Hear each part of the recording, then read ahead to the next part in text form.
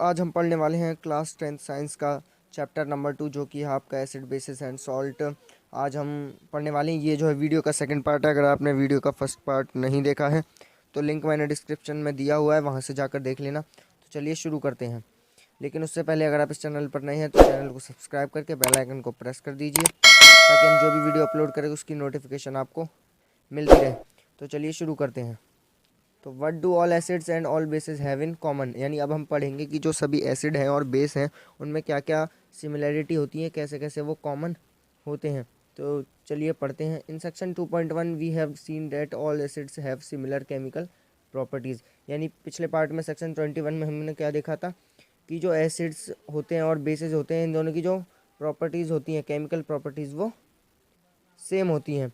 What leads to this similar in properties, we saw an activity through 2.3 that all acids generate hydrogen gas on reacting with metals, so hydrogen seems to be common to all acids। यानी हमने क्या देखा था activity 2.3 में कि acid जो है वो मेटल के साथ रिएक्ट करके हाइड्रोजन प्रोड्यूस करते हैं, यानी हाइड्रोजन जो हो गया वो सबके लिए कॉमन हो गया, सभी एसिड्स के लिए। Let us perform an activity to investigate whether all compounds containing hydrogen और एसिडिक, यानी अब हम ये चेक करेंगे कि जो जितने भी कंपाउंड्स हैं जो हाइड्रोजन प्रोड्यूस करते हैं वो सारे एसिडिक हैं या नहीं हैं। तो इस चीज़ को हम फाइंड करेंगे। तो चलिए आगे पढ़ते हैं। The bulb will start glowing in class case of acids as shown in figure 2.3, but you will observe that glucose and alcohol solution do not conduct electricity. Glowing of the bulb indicates that there is a flow of electric current through the solution। यानी अभी जो है ऊपर एक activity है, ये इसके अंदर हमने क्या डाला है, डिल्यूट हाइड्रोक्लोरिक एसिड हमने इसके अंदर डाला और आयरन नेल हमने इसके अंदर डाली। अब हमें ये देखना है कि जो आयंस हैं इसमें वो जो है इलेक्ट्रिक करंट को फ्लो करा रहे हैं या नहीं। यहाँ पर हमने क्या देखा कि जो बल्ब है वो ग्लो हो चुका है, यानी जो हमारे आयंस हैं, जो हमारा हाइड्रोक्लोरिक एसिड है वो जितने भी हमारे करंट है उसको फ्लो करा रहा है। ठीक है, उसके बाद glowing of the bulb indicates that there is a flow of electric current through the solution, यानी अगर बल्ब जल रहा है इसका मतलब क्या है कि जो इलेक्ट्रिक करंट है वो इसमें से फ्लो हो रहा है। The electric current is carried through the acidic solution bye ions, यानी ये किसके द्वारा हो रहा है, जो उस HCl में आयंस मौजूद हैं, माइनस प्लस जितने भी आयंस हैं उनकी वजह से। ठीक है, उसके बाद आगे पढ़े तो acids main contain H plus ions, as cation, cation and anion such as chlorine minus in HCl, NO3 minus in HNO3, SO4 in H2SO4, CHCO minus in CH3COOH। यानी सब में क्या है कि जितने भी हमारे एसिड्स होते हैं उनमें H प्लस आयंस पाए जाते हैं। ठीक है, since the cation present in acids is H plus, यानी जो कटायन होते हैं वो प्लस होते हैं और जो एनायन होते हैं वो माइनस होते हैं। ठीक है, this suggest that acid produce hydrogen ions, यानी अब H प्लस आयंस हैं तो हाइड्रोजन तो प्रोड्यूस होगी, तो इसलिए सभी एसिड्स जो हैं वो हाइड्रोजन प्रोड्यूस करते हैं। In solution which are responsible for their acidic properties, और इसी सॉल्यूशन यही सॉल्यूशन जो है एसिडिक प्रॉपर्टीज़ के लिए बहुत ज़्यादा रिस्पॉन्सिबल है। यानी कि अगर आपको अभी भी समझ में नहीं आया तो जो S प्लस आयंस करता है वो तो हमारे एसिड्स होते हैं। हमने इस बात का पता यहाँ पर इस एक्टिविटी में बस लगाया है। बस आपको ये याद रखना है कि जो एसिड्स होते हैं वो H प्लस आयंस प्रोड्यूस करते हैं। ठीक है, और इसलिए उनमें से हाइड्रोजन गैस रिलीज होती है। Repeat the same activity using alkalis such as sodium hydroxide. अब हम जो है बेस यानी अल्कलीज के साथ देखेंगे। तो यहाँ पर हमने NaCl ले लिया, सोडियम हाइड्रो ऑक्साइड NaOH, उसके बाद कैल्शियम हाइड्रो ऑक्साइड और बहुत सारे होते हैं। What can you conclude from the result for this activity, और हम इस एक्टिविटी की बेस पे क्या निर्णय हम ले सकते हैं। जो अभी हमने ये देखी कि कैसे जो है इसमें से जो करंट है वो फ्लो हो रहा था HCl में से, यानी HCl जो है वो क्या कर रहा है कि आयंस का आना आदान प्रदान कर रहा है, आना जाना हो रहा है करंट का आयंस के ज़रिए, और यही जो है H प्लस आयंस प्रोड्यूस हो रहे हैं। उसके बाद अब हम नेक्स्ट टॉपिक देखें अपना, जो है what happens to an acid और a base in water solution, यानी जब क्या होगा कि अगर हम एसिड और बेस दोनों को रिएक्ट करवाएंगे वाटर के साथ। ठीक है, तो पढ़ते हैं। Do acid produce ions only in aqueous solution. अब हमने क्या देखा कि जो एसिड्स होते हैं वो कब आयंस को एक दूसरे के साथ बदलते हैं, जब एक्वस सॉल्यूशन हो, यानी या तो लिक्विड फॉर्म में हो या फिर थोड़ा जो है गाढ़ी फॉर्म में हो, यानी लिक्विड फॉर्म में वो होना चाहिए, तभी जो है आयंस प्रोड्यूस होते हैं एसिड्स के द्वारा। ठीक है। उसके बाद this experiment suggest that hydrogen ions in HCl are produced in the presence of water. यानी ये अभी जो एक्सपेरिमेंट है ये हमें क्या दिखाएगा कि जो हाइड्रोजन आयंस हैं वो HCl में से प्रोड्यूस हुए हैं। The separation of H+ ion from HCl molecules can not occur in the absence of water. यानी अगर वाटर नहीं होता, जैसे यहाँ पर हमारा HCl ये जो कि था, उसके बाद वाटर हमारा H2O, तो हमने यहाँ पर क्या देखा कि जो हमारा हाइड्रोजन था, जो H+ यहाँ पर ये प्लस है, तो जो H+ आयंस हैं वो हमें नहीं मिलते अगर हम इसे वाटर के साथ रिएक्ट नहीं कराते। तो इसलिए वाटर क्या है कि वाटर अगर होगा तभी आयंस जो होंगे वो रिएक्ट कर पाएंगे। ठीक है। Hydrogen ions can not exist alone. अब जो हाइड्रोजन के आयंस होते हैं, जो H+ आयंस होते हैं, वो अकेले नहीं रह सकते, but they can exist after combining with water molecule. लेकिन जब हम इन्हें वाटर के साथ मिला देते हैं, तो ये जो हैं वो कंबाइन हो जाते हैं वाटर के साथ और फिर अकेले रह सकते हैं। Thus hydrogen ions must always be shown as H+ aqueous और हाइड्रोनियम आयन H3O+। यानी ये जो हाइड्रोजन आयंस है हमेशा क्या दिखाएंगे, या तो H+ दिखाएंगे या H3O+ दिखाएंगे हमें। ठीक है। और H3O+ कैसे दिखाएंगे, यहाँ पर हमने H+ आयंस और हमने वाटर को जब मिलाया तो हमें क्या मिला, H3O+, ये हमेशा हमें ये दिखाएंगे। उसके बाद we have seen that acids give H3O+ और H+ aqueous ion in the water. Let us see what happens when base is dissolve in water. यानी अब हमने एसिड्स का देखा कि ये तो H+ आयंस रिलीज़ कर रहा है, लेकिन अब हम देखेंगे बेस का कि बेस जो है वो क्या रिलीज़ करते हैं। तो यहाँ पर हमने ले लिया सोडियम हाइड्रोक्साइड, यहाँ पर बेस हमने, और उसको जब हमने H2O वाटर के साथ रिएक्ट कराया तो हमें क्या मिला, Na+ और OH-। यानी अगर हम कभी भी बेस को रिएक्ट कराएंगे वाटर के साथ तो हमें जो है वो OH- आयंस देखने को मिलेंगे। ये आपको याद रखना है, एसिड्स के साथ हमें H+ मिलता है और बेसिस के साथ हमें OH- मिलता है। एग्जाम में क्वेश्चन आता है इसके बेस पे। उसके बाद आगे पढ़े तो हमारे दूसरे एग्जाम्पल्स भी यहाँ पर दिए गए हैं। यहाँ पर KOH को अगर हम, जो कि एक बेस है, इसको अगर हमने वाटर के साथ रिएक्ट कराया तो हमें पोटेशियम मिला और OH- यानी हाइड्रोक्साइड हमें माइनस का मिला। ऐसा ही यहाँ पर भी है इस एग्जाम्पल में, आप एग्जाम्पल से समझ सकते हैं। उसके बाद bases generate hydroxide OH- ions in water. Bases which are soluble in water are called alkalis. यानी जो बेस वाटर में मिल गए वो तो अल्कलीज हो गए, और जो नहीं मिले वो बेस कहलाएंगे। ठीक है। उनको बेस नहीं कहेंगे, उनको क्या कहेंगे हम, अल्कलीज, जो वाटर में मिल जाते हैं। ठीक है। उसके बाद आगे पढ़े तो now as we have identified that all acids generate H+ aqueous and all bases generate OH-। We can view the neutralisation reaction as follows. यानी अब हमने क्या देखा कि जो एसिड्स हैं वो तो H+ कर रहे हैं, ठीक है, और जो बेस हैं वो OH- कर रहे हैं।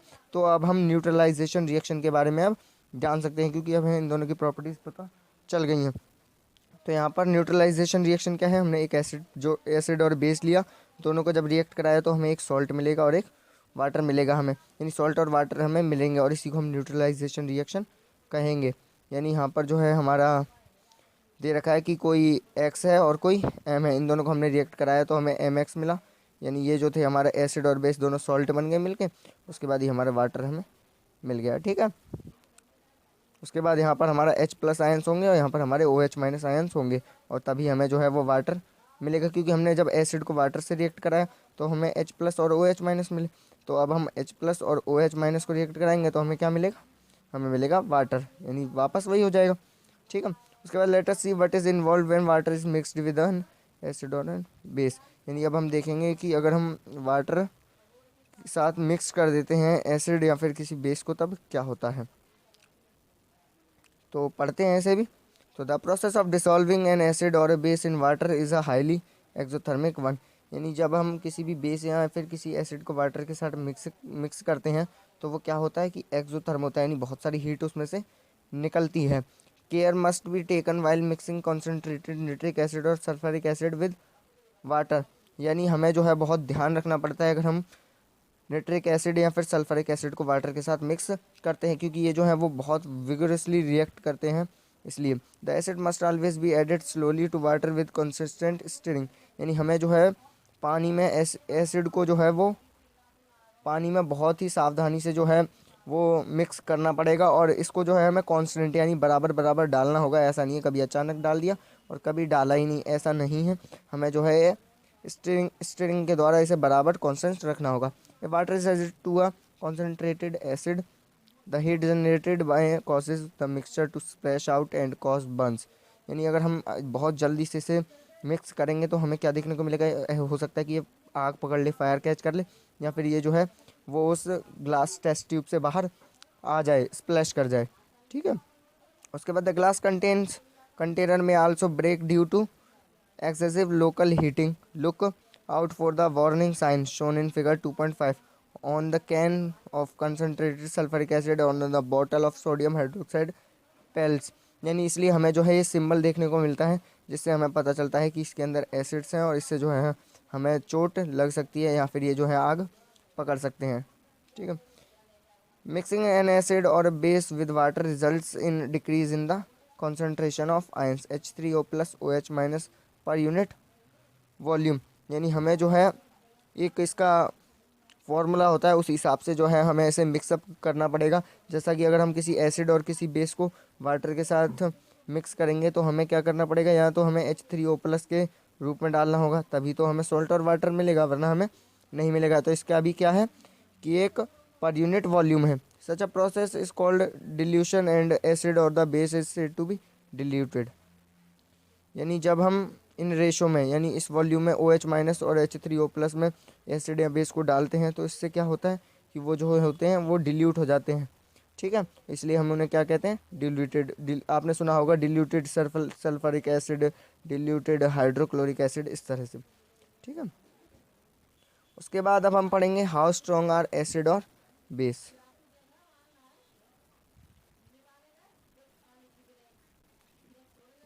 तो पढ़ते हैं इसे। We know how acid base indicators can be use to distinguish between an acid and an base. यानी अब हम कैसे पता करेंगे कि एसिड स्ट्रॉन्ग है या बेस स्ट्रॉन्ग है। We have also learned in the previous section about dilution and decrease in concentration of H plus और OH minus in solutions.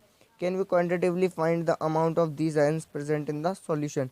Can we जज how strong are given acid और base is. यानी हमें जो है अभी हमने ऊपर क्या देखा कि जो एसिड होते हैं वो H प्लस रिलीज़ करते हैं और जो बेस होते हैं वो OH माइनस रिलीज़ करते हैं, लेकिन वो कितना आयंस रिलीज़ करते हैं, कितने आयंस प्रोड्यूस करते हैं या फिर रिलीज़ करते हैं, ये भी तो हमें पता होना चाहिए।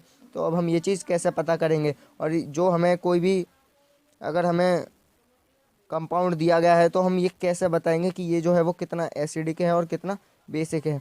ठीक है। तो we can do this making use of universal indicator. यानी अब हम किसकी मदद लेंगे ये जानने के लिए, यूनिवर्सल इंडिकेटर की, जिसे हम क्या कहते हैं, पीएच कहते हैं। ठीक है। पीएच एक यूनिवर्सल इंडिकेटर है, ये आपको याद रखना है, एग्जाम में क्वेश्चन आता है। Which is a mixture of several indicators. यानी पीएच जो है, जो यूनिवर्सल इंडिकेटर है, वो बहुत सारे इंडिकेटर का एक मिक्सचर है। The universal indicator shows different colours at different concentration of hydrogen ions in a solution. यानी ये जो हमारे यूनिवर्सल इंडिकेटर होता है ये क्या करता है कि इसमें बहुत सारे कलर दिए गए होते हैं अलग अलग। ठीक है। अब हम लिटमस पेपर, एक इसके साथ पेपर भी आता है, उस पेपर को हम सॉल्यूशन में डुबाएंगे। ठीक है। उसके बाद अब हम देखेंगे कि ये जो है, जो सॉल्यूशन का कलर आया है वो किससे मैच हो रहा है। यानी अगर मान लो इसका कलर रेड हो गया तो अब हम देखेंगे रेड कितना रेड है, इसका कलर किससे मैच है, तो जो सबसे ज़्यादा रिएक्टिव होगा उससे मैच हो जाएगा। ठीक है। तो हमें पता चल जाएगा कि इसमें कितने जो हैं वो H प्लस आयंस हैं। ठीक है। उसके बाद आगे बढ़ें। A scale of measuring hydrogen ions concentrated in a solution called pH scale has been developed. The P in pH stands for potence in German and meaning power. On the pH scale, we can measure pH generally from 0 very acidic to 14 very alkaline। यानी यहाँ पर हमने क्या देखा कि जो universal indicator है हम उसको क्या क्या हम उसका क्या नाम देते हैं, हम उसे कहते हैं पीएच। ठीक है। इस पीएच में जो पी होता है उसका मतलब क्या होता है, पोटेंस। ठीक है। पोटेंस यानी पावर। पोटेंस एक जर्मन शब्द है, इसका अर्थ होता है पावर। तो पी से पावर और एच से हाइड्रोक्सी। ठीक है। इसमें दे नहीं रखा पर मैं आपको बता देता हूँ कि एच से जो है वो हाइड्रोक्सी होता है। और ये कहाँ से स्टार्ट होता है, 0 से लेके 14 तक होता है। और 0 का मतलब होता है कि ये हाईली एसिडिक है और 14 का मतलब होता है कि ये हाईली बेसिक है। ठीक है। उसके बाद आगे पढ़े। PH should be thought of simplify as a number which indicates the acidic और basic nature of a solution. Higher the hydronium ion concentration lower is the pH value. यानी हमारे पास इस तरह से होता है ये एक स्केल पर, अभी आगे आएगी पिक्चर मैं आपको उसमें दिखाऊंगा। तो यहाँ पर जो होगा सबसे वो एसिडिक होगा, और यहाँ पर जो होगा वो सबसे बेसिक होगा, ठीक है। और जो बीच में होगा वो न्यूट्रलाइज होगा, जो अभी हमने पढ़ा था सॉल्ट प्लस वाटर जो हमें मिलता है वो वहीं से, ठीक है। तो वाटर भी न्यूट्रलाइज होता है। उसके बाद the pH of a neutral solution is 7, यानी जो न्यूट्रल सॉल्यूशन होते हैं उनका पीएच लेवल कितना होता है 7। Value less than 7 on the pH scale represent an acidic solution. As the pH value increases from 7 to 14, it represented an increase in OH minus ion concentration in the solution. That is increasing the strength of alkali. Generally, paper impregnated with the universal indicator used for measuring pH. यानी जो universal indicator है वो pH को मापने के लिए बताया जाता है। तो जो ज़ीरो से स्टार्ट होगा वो तो हमारा एसिडिक होगा, यानी सबसे ज़्यादा एसिडिक होगा, जो कि हमारा HCl हाइड्रोक्लोरिक एसिड होता है। उसके बाद जो है हमारा यहाँ पर होगा वो होगा सोडियम हाइड्रोक्साइड, ठीक है, जो कि सबसे ज़्यादा बेसिक होता है। यानी यहाँ पर जो 14 होगा वो सबसे ज़्यादा बेसिक, और 0 होगा तो सबसे ज़्यादा एसिडिक, और जो बीच में होगा 7 वो न्यूट्रल होगा, जो कि हमारा वाटर होता है वो न्यूट्रल होता है, ना ही वो एसिडिक होता है और ना ही वो बेसिक होता है, ठीक है। उसके बाद आगे पढ़ें तो यहाँ पर जो है हमारा पीएच स्केल दे रखा है हमें। तो यहाँ पर अगर इतना डार्क कलर होगा पेपर का, यूनिवर्सल पेपर का, तो क्या होगा कि वो उतना ही ज़्यादा एसिडिक होगा, और जितना ज़्यादा ब्लू कलर होगा उतना ही बेसिक होगा, यानी उतने ही जो है उसमें H plus OH minus ions या फिर H प्लस आयंस होंगे, ठीक है। उसके बाद आगे पढ़ते हैं। तो यहाँ पर the strength of acids and bases depends on the number of H plus ions on and OH minus ions produce respectively. यानी जो भी एसिड और बेसिस किस पर डिपेंड करता है कि कितने उसमें H प्लस आयंस हैं और कितने उसमें OH माइनस आयंस हैं। If we take hydrochloric acid and acetic acid of the same concentration से 1 molar, then these produce different amounts of hydrogen ions. Acids that give rise to more H plus ions are said to be strong acids, and acids that give less H plus ions are said to be weak acids. Can you now say what weak and strong base are? यानी हमने यहाँ पर ये क्या कह रहा है कि हमने दो एसिड लिए, एक तो हाइड्रोक्लोरिक एसिड लिया हमने और एक एसिटिक एसिड लिया। अब इनमें से जो भी ज़्यादा H प्लस आयन प्रोड्यूस करेगा वो ज़्यादा एसिडिक कहलाएगा, यानी HCl जो होता है वो सबसे ज़्यादा जो है वो H प्लस आयंस प्रोड्यूस करता है, इसलिए वो जो है सबसे ज़्यादा एसिडिक है। यानी यहाँ पर अगर ये 0 करेगा तो ये सबसे ज़्यादा एसिडिक होगा। अगर ये जो है यहाँ पर अगर हम बेस की बात करें तो जो सोडियम हाइड्रोक्साइड है ये सबसे ज़्यादा OH माइनस प्रोड्यूस करता है, तो जो सबसे इस तरफ होगा वो सबसे ज़्यादा बेसिक होगा, जो सबसे इस तरफ होगा वो सबसे ज़्यादा एसिडिक, और जो यहाँ पर होगा वो उतने ही H प्लस आयंस जो है वो प्रोड्यूस कर रहा होगा, ठीक है। उसके बाद अब पीएच के बारे में थोड़ा और जानते हैं। यहाँ पर तो पीएच के बारे में जानते हैं। What is the pH of soil in your backyard, यानी आपके बैकयार्ड में जो है वो सॉइल का क्या पीएच होता है। तो plants require specific pH range of their healthy growth, यानी प्लांट्स जो है अपनी हेल्दी ग्रोथ के लिए एक पीएच की उनकी रेंज होती है। To find out the pH required for healthy growth of plant, you can collect the soil from various places and check the pH in manner described below in activity 2.12. Also you can note down which plant are growing in the region from the which you have collected the soil। यानी इनका जो है plants का भी एक fixed pH होता है। अगर उस पीएच में थोड़ा भी गिरावट या फिर उसमें जो है थोड़ी भी बढ़ोतरी हो गई तो जो सॉइल है वो ख़राब हो जाएगी, उस पर कोई भी पौधा जो है वो नहीं उग पाएगा। इसलिए किसी जगह पर जब एसिडिक ज़्यादा होती है तो वहाँ पर दूसरी फसल उगाई जाती है, और कभी जो है बेसिक हो जाती है जब मिट्टी, तो वहाँ पर दूसरी फसल उगाई जाती है, ठीक है। उसके बाद आगे पढ़ें तो पीएच इन अवर डाइजेस्टिव सिस्टम, यानी हमारे जो डाइजेस्ट सिस्टम होता है, जो हमारा पेट होता है, जो हमारे पेट में हाइड्रोक्लोरिक एसिड रिलीज़ होता है कहानी को पचाने के लिए, उसको कैसे जो है पीएच उसका मेंटेन करते हैं, तो देखते हैं। It is very interesting to note that our stomach produce hydrochloric acid, यानी जो सबसे खतरनाक एसिड है, सबसे डेंजरस एसिड है हाइड्रोक्लोरिक एसिड, वो हमारे पेट में ही प्रोड्यूस होता है। It helps in digestion of food without harming the stomach. During indigestion the stomach produce too much acid and this causes pain and irritation. यानी अब मान लो कि ये जो हाइड्रोक्लोरिक एसिड होता है वो ऐसे रिलीज़ होता है कि हमारे पेट को जो है वो कोई नुकसान ना पहुँचे। अब मान लो कि आपने बहुत ज़्यादा खा लिया तो आपका जो हाइड्रोक्लोरिक एसिड था वो बहुत ज़्यादा रिलीज़ हो गया, ठीक है। अब जितना हाइड्रोक्लोरिक एसिड था उतना खाना तो पच गया, अब बाकी जो हाइड्रोक्लोरिक एसिड बचा अब वो कहाँ जाए, अब हमें उसके लिए और खाना पड़ेगा, लेकिन हम खा नहीं सकते क्योंकि पेट भरा हुआ है। तो अब इससे क्या होगा कि हमारे पेट में दर्द होना शुरू होगा, हमें उल्टियाँ, एसिडिटी होने लगेगी, हमें बहुत सारी पेट की प्रॉब्लम हमें होंगी। To get rid this pain people use base called antacids. यानी अब हमारे पेट में एसिड है, HCl भरा हुआ है, तो हमें उसे कम करने के लिए क्या करना पड़ेगा, एंटासिड लेने पड़ेंगे, जो कि क्या होंगे, बेस होंगे। हमें बेस लेना पड़ेगा तभी तो वो न्यूट्रलाइज होगा। One such remedy must have been suggested by you at beginning in this chapter. These antacids neutralize the excess acid. Magnesium hydroxide, milk of magnesia, mild base is often used for this purpose. यानी बहुत सारे antacid जो होते हैं वो use किए जाते हैं क्योंकि हमारे पेट में एसिड है और हमें जो है बेस चाहिए होगा इसे न्यूट्रलाइज करने के लिए। तो इसलिए हम बहुत सारे बेस लेते हैं, चाहे वो हमें मैग्नीशियम हाइड्रोक्साइड हो, मिल्ड बेस हो, और अगर आपको इजी शब्दों में कहूँ तो आपका जो इनो होता है वो भी इसी काम में आता है। उसके बाद आगे बढ़ा तो pH changes the cause of tooth decay. यानी अब जो है पीएच कैसे अफेक्ट करता है हमारे दांतों को, उसके पीएच क्या होता है हमारे दांतों का, वो सब पढ़ेंगे। तो tooth decay starts when the pH of mouth is lower than 5.5। यानी जब हमारा जो माउथ का पीएच है वो 5.5 से नीचे जाता है तब हमारे दांतों में दर्द होना शुरू हो जाता है। Tooth enamel made up of calcium hydro oxide a crystalline form of calcium phosphate, ठीक है, is the hardest substance in the body. यानी ये किससे बना हुआ होता है, हाइड्रोक्साइड से बना हुआ होते हैं हमारे दांत, और जब इनका पीएच 5.5 से कम हो जाता है तो ये जो है दर्द करने लगते हैं। It does not dissolve in water. अब जो है ये डिज़ोल्व नहीं हो सकते वाटर में, ये हार्डेस्ट सब्सटेंस होते हैं हमारी बॉडी के, जो हमारे दांत होते हैं।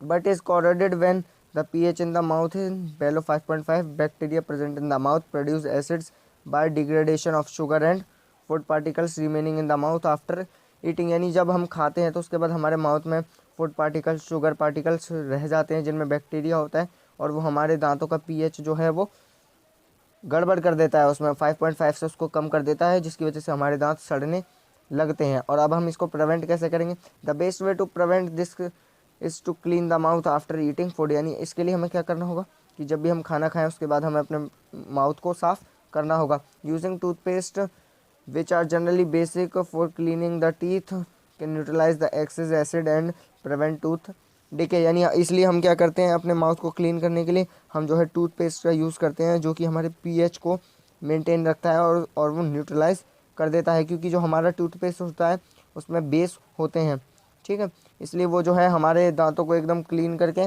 उनसे उनका पीएच लेवल मेंटेन रखता है और हमारे दांतों में दर्द नहीं होता। उसके बाद जो हमारा नेक्स्ट टॉपिक है, self defence by animals and plants through chemical warfare. Have you ever seen stinging by a honey bee. यानी कभी आपके साथ ऐसा हुआ है कि आपको किसी हनी बी ने काट लिया हो। Being sting leaves an acid which causes pain and irritation. अब जो मधुमक्खी हमें काटती है उससे क्या होता है, हमें पेन होता है, इरिटेशन होती है, मन करता है इसको खुजा के ख़त्म कर दो, लेकिन ऐसा हम कर नहीं पाते क्योंकि दर्द भी होता है। Use of a mild base like a baking soda on the stung area gives relief. आपने कभी देखा होगा तो उस पर बेकिंग सोडा आप लगा सकते हो, ठीक है। बहुत से लोग क्या करते हैं, विक्स लगाते हैं, झंडू बाम लगाते हैं। इससे क्या होता है कि वो उसका पीएच लेवल जो होता है वो मेंटेन हो जाता है, क्योंकि वो जो होती है बी वो हमारे शरीर में जो है एसिड रिलीज़ कर देती है, जिसकी वजह से हमें दर्द होता है, और इसलिए हम जो है उस पर बेस लगाते हैं। हम उसको जो है साबुन से भी साफ़ कर सकते हैं, उससे दर्द कम हो जाएगा, क्योंकि साबुन भी एक बेस होता है। Sting hair of a nettle leaves inject methanoic acid causing burning pain. यानी वो क्या करता है, हनी बी की मैथानिक एसिड जो है वो रिलीज़ कर देता है हमारे शरीर के अंदर, जिसकी वजह से हमें बर्निंग पेन होता है, ठीक है। तो यहाँ पर जो है हमारा ये टॉपिक ख़त्म हो गया। अब जो है हम सॉल्ट्स के बारे में पढ़ेंगे, तो इसके बारे में है जो है हम नेक्स्ट पार्ट में पढ़ेंगे। तो गाइस वीडियो अच्छी लगी हो तो प्लीज़ लाइक कर देना, चैनल पर नए आए हो तो सब्सक्राइब करके जाना। So thank you so much guys for watching this video and good bye.